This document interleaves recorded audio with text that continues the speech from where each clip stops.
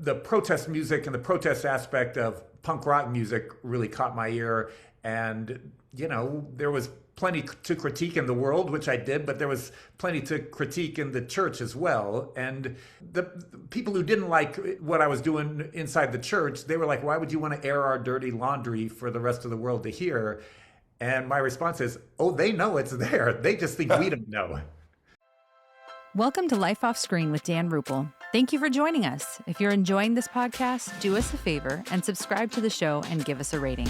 Life Off Screen is produced by Master Media International. And to find out more about Master Media or Life Off Screen podcast, visit us at mastermedia.com. And now, here's Dan. Welcome, everybody, to Life Off Screen. I'm Dan Rupel, CEO of Master Media International. And I am so happy to be able to do this interview. This is one I was really looking forward to. My guests today are both unbelievably talented musicians and singers, and one's a filmmaker also. I'm talking about Steve Taylor and Russ Taff. Both of them have been friends for so many years. I think we go back to 1981, I believe, was the year that we all met. And I'm real excited because very soon, Russ and Steve are going to be going on tour. And they're doing a couple shows in Nashville. And then the beginning of their tour is in Downey, California.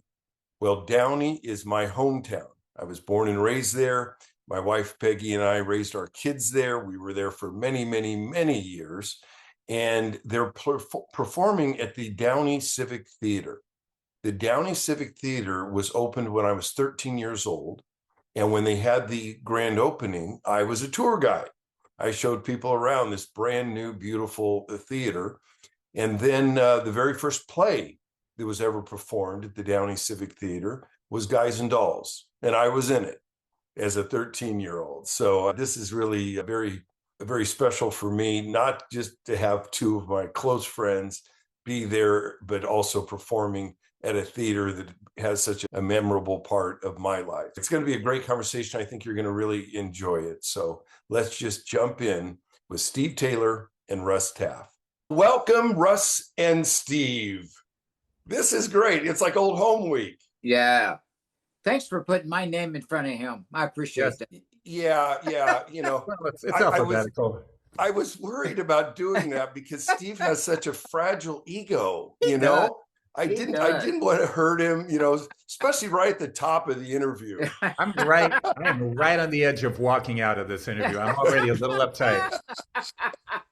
Oh, this is gonna get kind of crazy. Hey, when did the first time you two met? And did you start doing concerts together way back in the 80s, or how did that come together? Russ, when was it? Maybe like at the Grammys backstage or something. Yeah. I mean, the first thing I remember was being at the Grammys in the audience, and you got up and you won, and you were in the regular show, and then you gave your really beautiful brief testimony. I don't know if maybe I saw you there. Yeah, that was 81. Okay. But I know we played festivals together. Definitely. The festivals you guys did. Yeah. And then you stayed at our house when we were away. But we've crossed paths for years and years and years. But this was the first time that we've actually been able to get to know each other and laugh and play and tell stories. So it's been wonderful. Yeah, Right. Russ and Tori let me stay at their house in Nashville while I was recording there, and they were on tour. And so, I got to go through all the drawers, and Sure. I just learned a lot. Learned a lot. Absolutely. And I appreciate that jewelry you sold me. Yes, Peggy really loved it. good. Glad to hear it. So, okay, now you guys are going out on tour. It starts, March 17th in my hometown of Downey. I can't wait to come see you guys. What put you together in saying, hey, let's tour together? Take it, Steve. Yeah, well, the background is the band that brought me to Nashville, Chagall Guevara. We did a reunion tour I'm not a tour, a world tour of one night.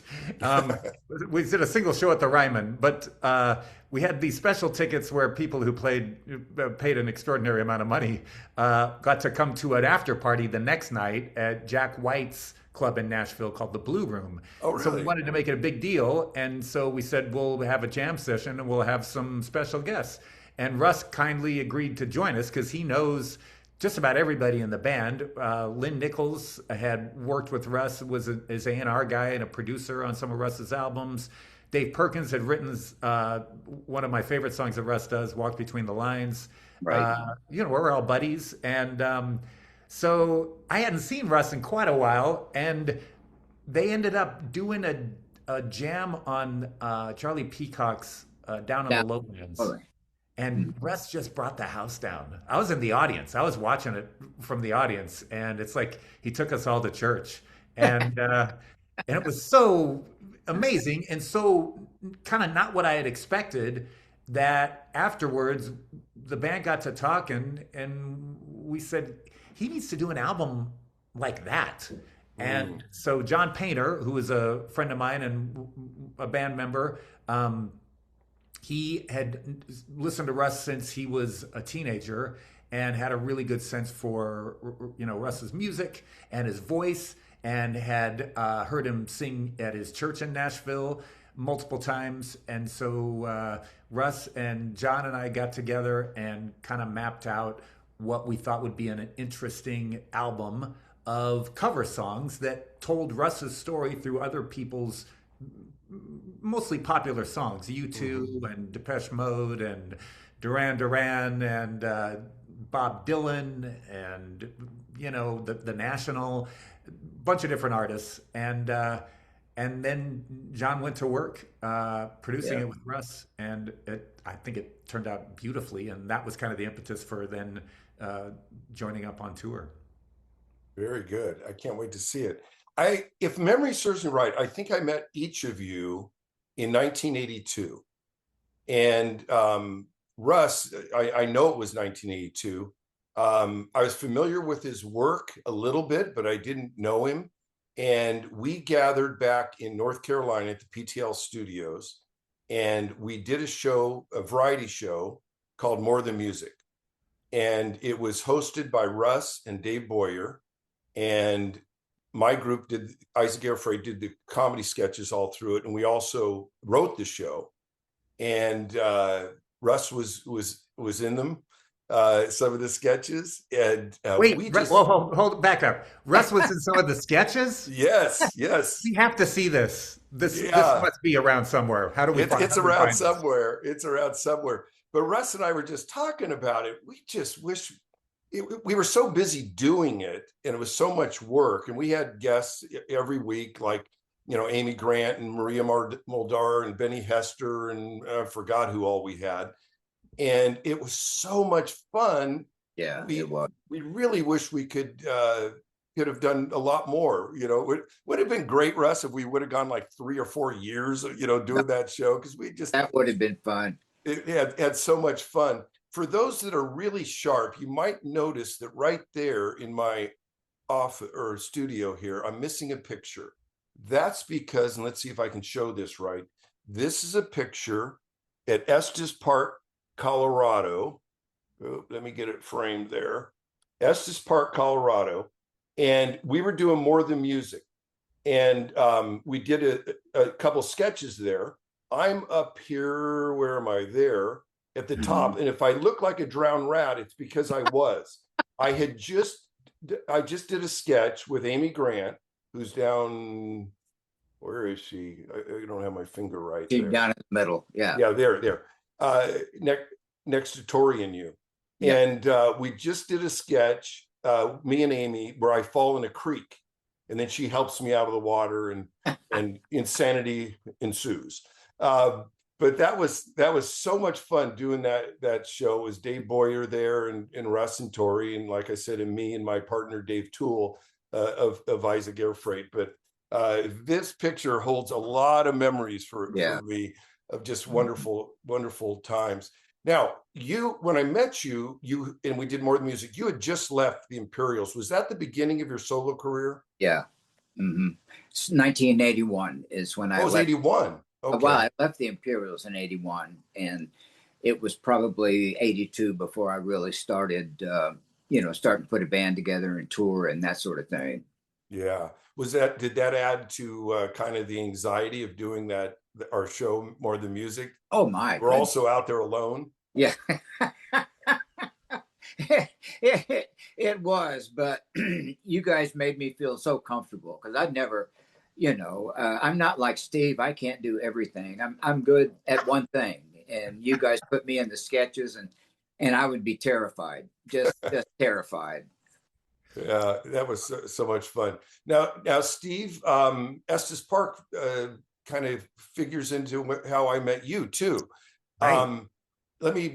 I don't want to make this all about me, but I will. It is my show. But anyway, Ice Carefree was getting ready to go on tour. And we went to our label, Maranatha Music, and we were in the warehouse loading up albums and stuff, for our selling at our concerts. And my partner, Dave Toole, looked down in a trash can. And there was a little cassette tape that said, Steve Taylor, I Want to Be a Clone. And obviously, Steve had sent it into Maranatha, and they rejected it and threw it in the trash. Well, we pulled it out of the trash. And this is before we were starting to fly, so it was a van tour, and we played that like crazy. It was like constantly in the cassette deck playing Steve, I Want to, the whole album or whatever he submitted. And we just fell in love with it. Okay, flash forward a year or so, and Dave and I are walking into a restaurant in Denver, Colorado.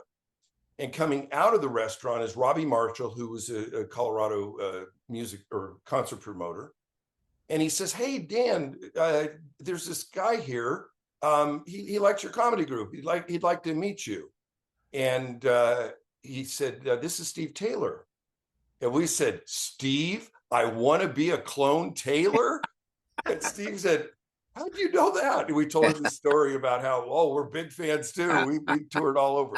So anyway, flash forward just a short time. It might have even been in that same visit.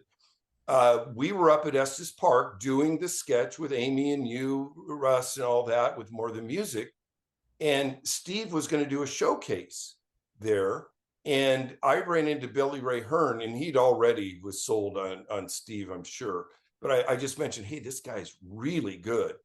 And so I don't take any credit for that part. And I believe, and Steve, I'll let you continue the story. I think that's when Billy Ray signed you to Sparrow.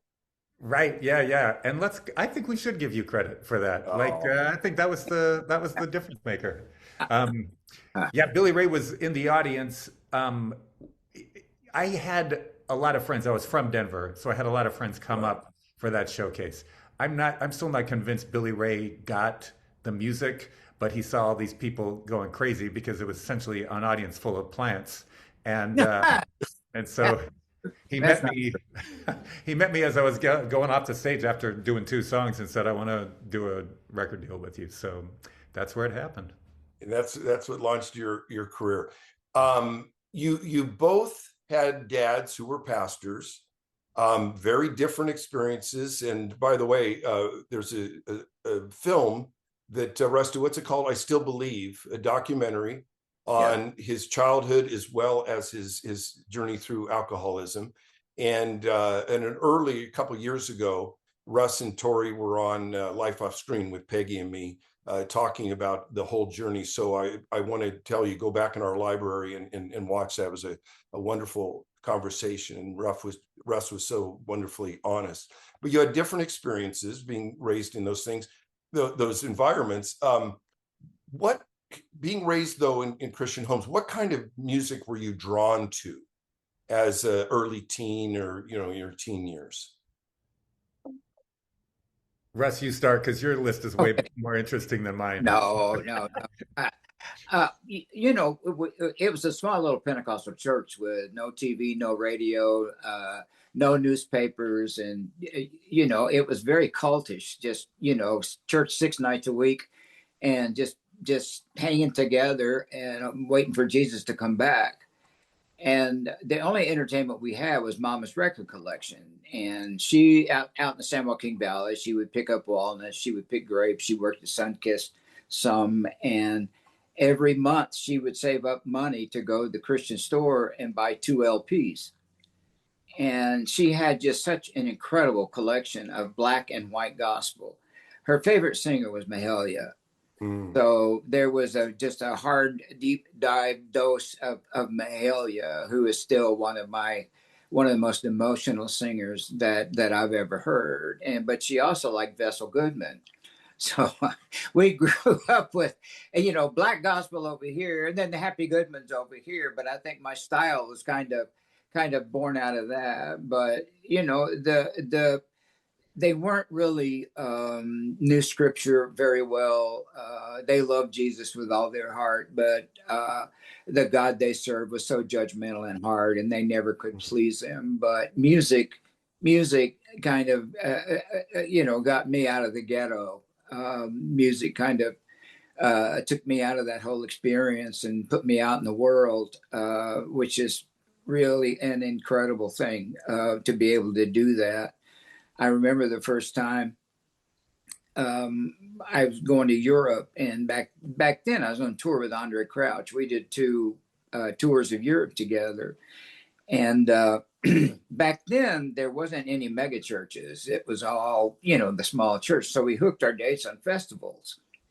And then Tuesday, Thursday, Friday, Tuesday, Thursday, we played clubs because that was the biggest thing that could hold the people that came out. And you'd mentioned to these club owners, well, both of them have Grammys, and they would just open the doors to it. But I remember telling my mother that I was going to play a club. And to her, that was like walking into hell itself, and just burst into tears. And I said, Mom, it's going to be okay. It's going to be okay. I got the blood of Jesus. Ain't no demon going to jump on me. Ain't no woman going to rape me.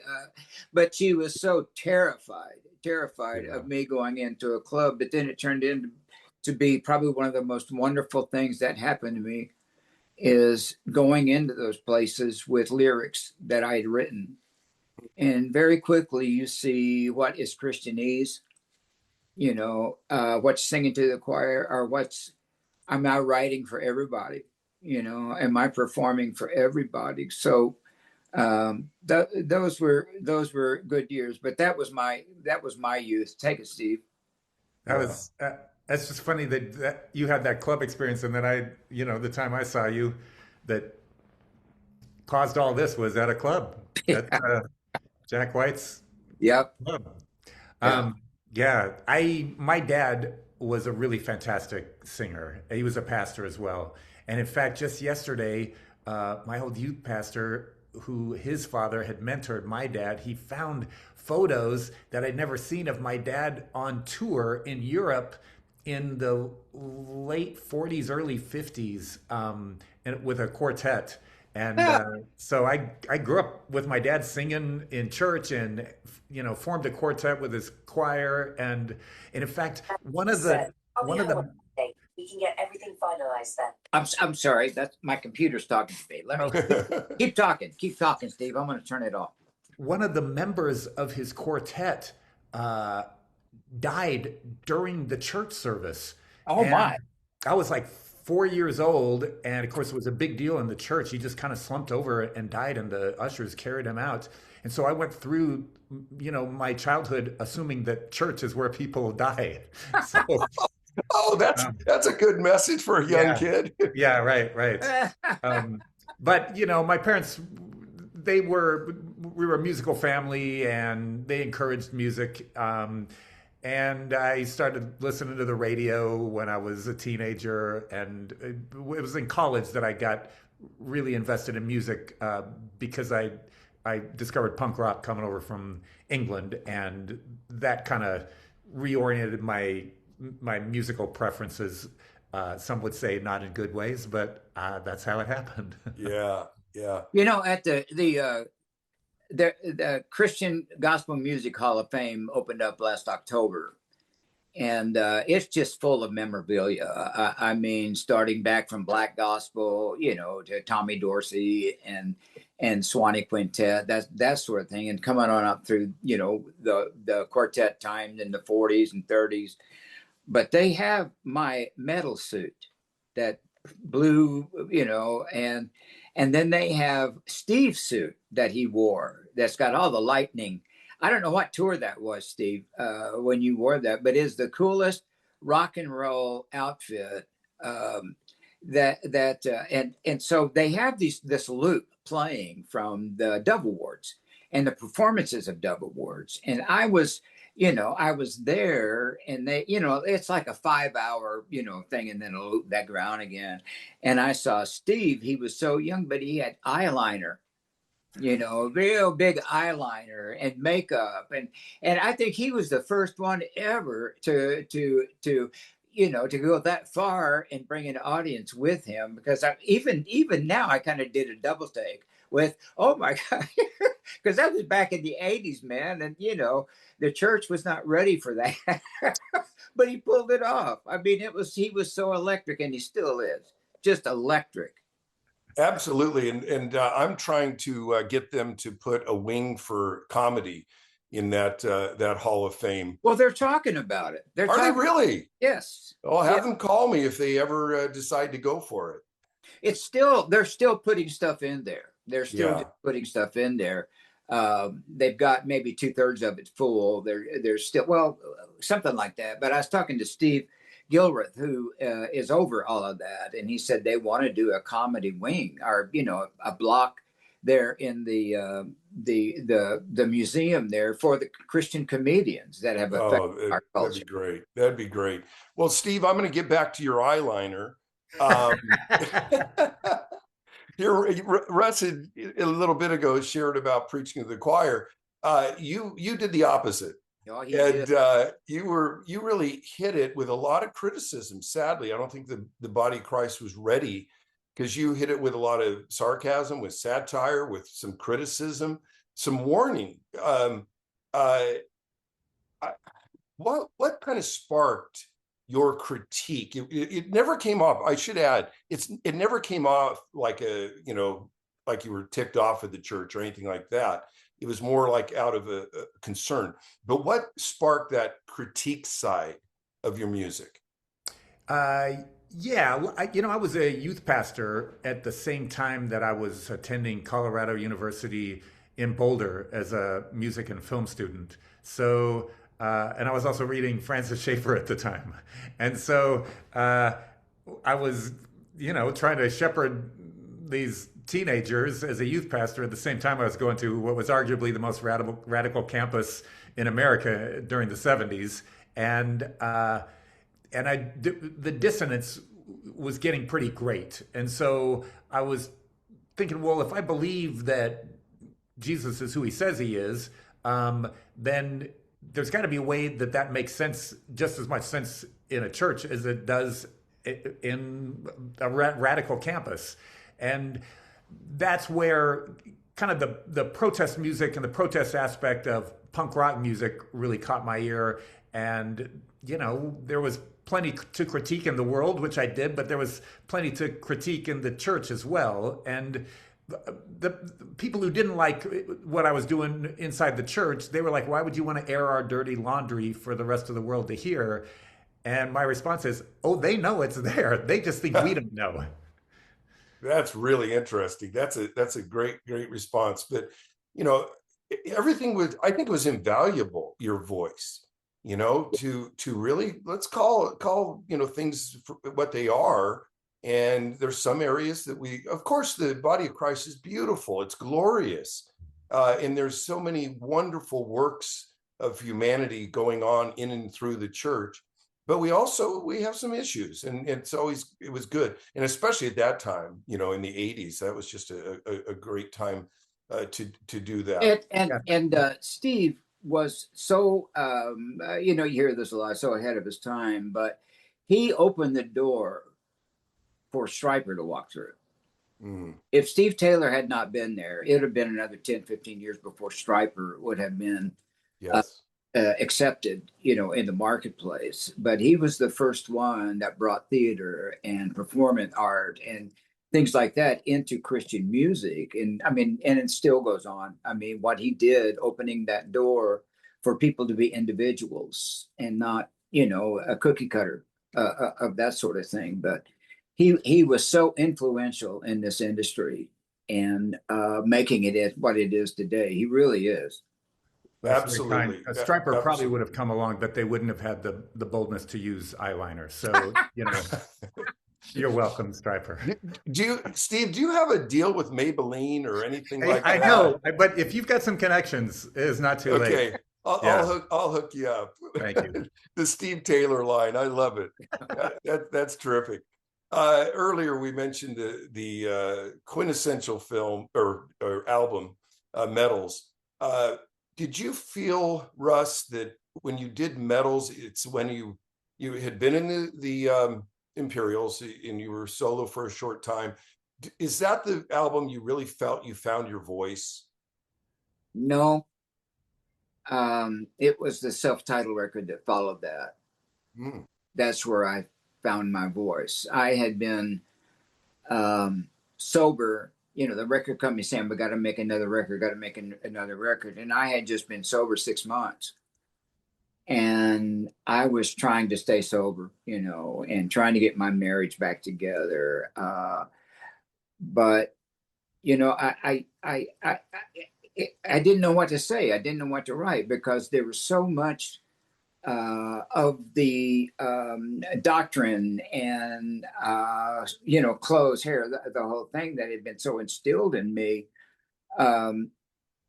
that it was like, I can't make a record. I don't know what to say because I got to be honest. I have to be honest about this thing.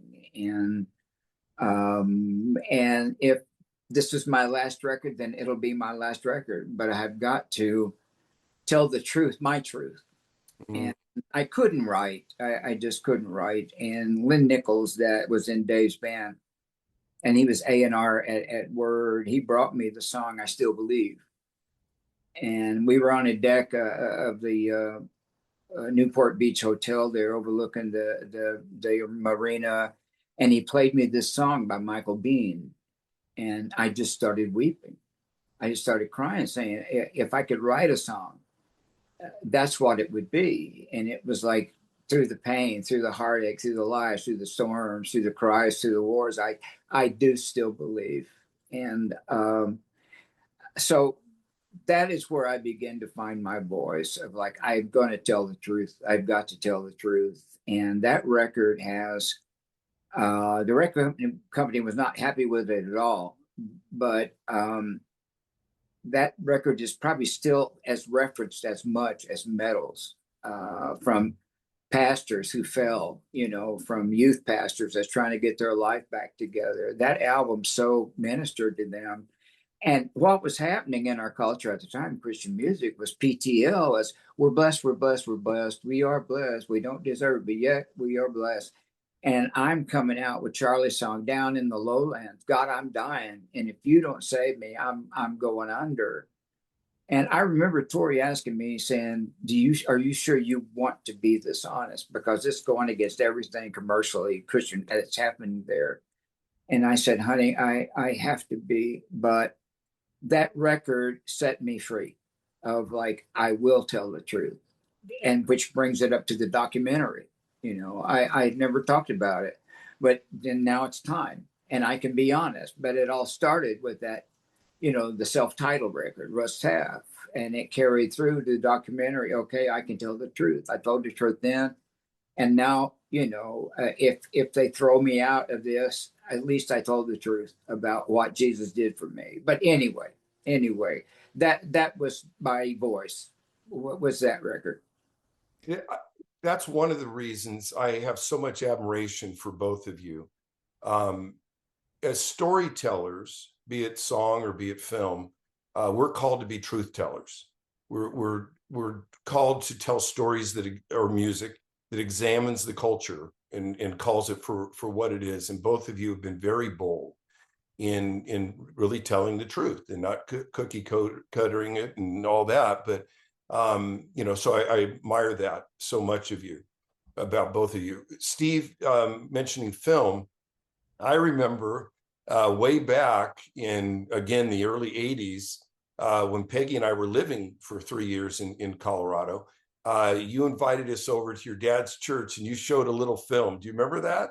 Wait, no. What did I remember you Yeah. coming to the church, but I don't remember what was the film. Yeah. I don't Oh remember wait, the, it was the movie about the it was a short film I made about a couple, a true story about a couple who tried to trade in their baby for a Corvette at that's a it. car That's lot. it. Yes. I forgot Oh, that you man. were there. I would not have remembered. And referencing your dad, that's when I first met your dad. He was such a kind man and really, really a wonderful guy. Yes. But yeah, you showed that film, and I thought it was so great. And I'm thinking, this guy, he has so much stinking talent in music, and now he's making films, and that might be the cart before the horse. But what? Okay, if God said you can only do one of two things, film or music, what would you pick?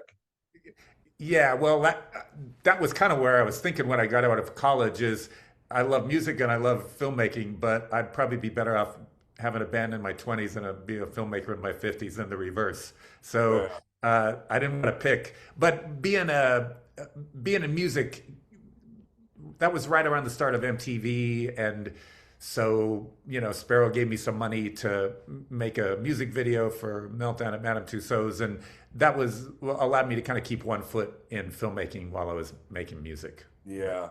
So I can And tell you, filmmaking is a lot harder. it It is. takes It is. forever, and it's way more expensive and it's way more frustrating. Yeah, and now you're the part of the faculty at Lipscomb University in the cinema and media arts, or whatever it's titled there.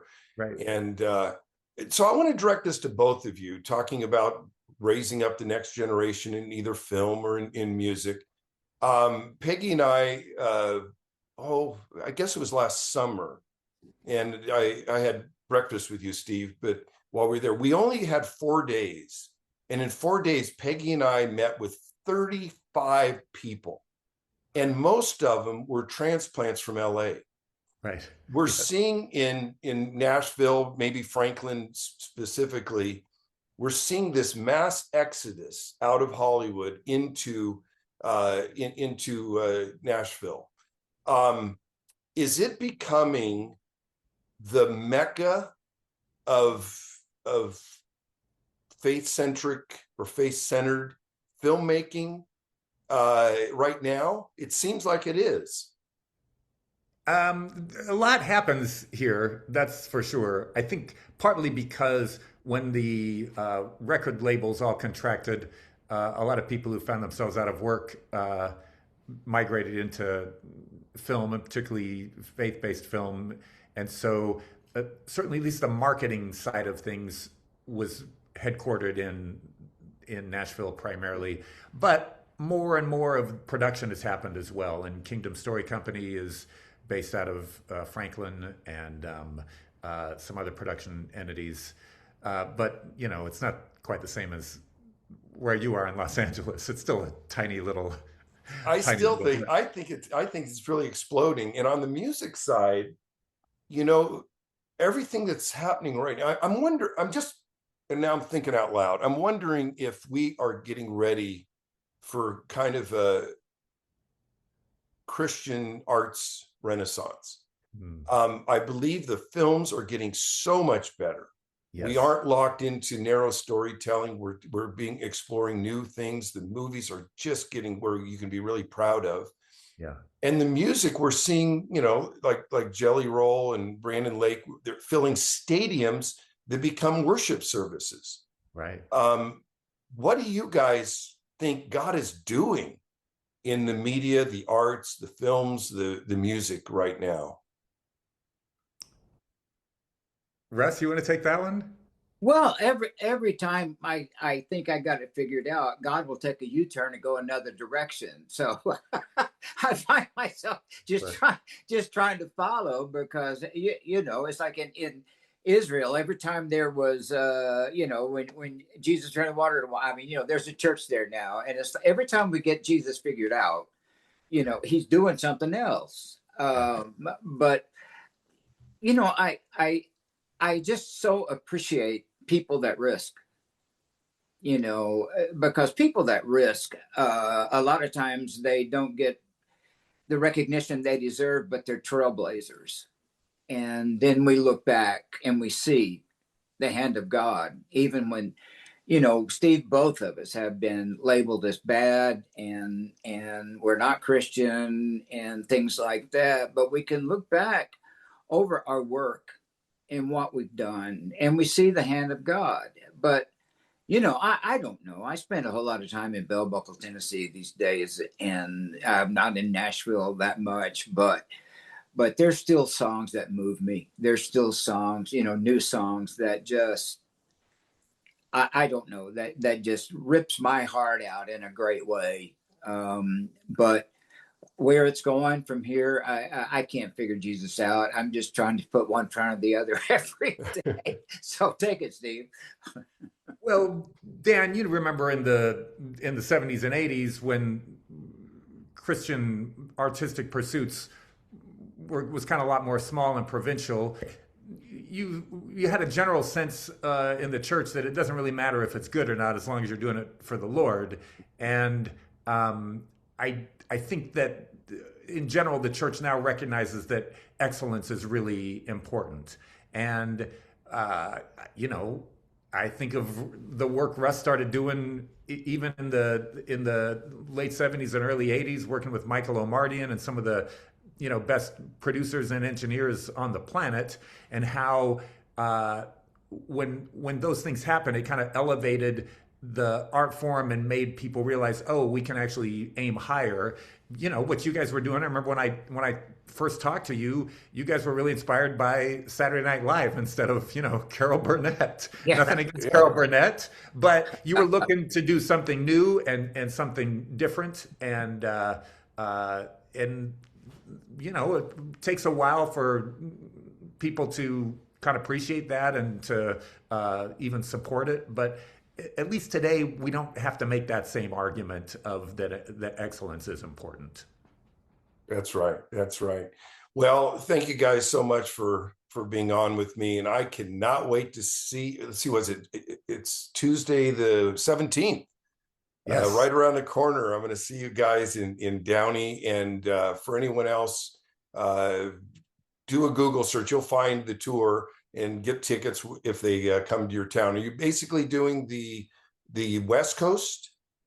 Yes, we start in Downey and work our way up the West Coast to Oregon and Washington, 2 weeks. Oh man, it's going to be good. I really encourage everybody to come out and see you guys. Well, anyway, I love you guys. I appreciate to be your friend, and thank you so much for spending time with us. Thank you, Dan.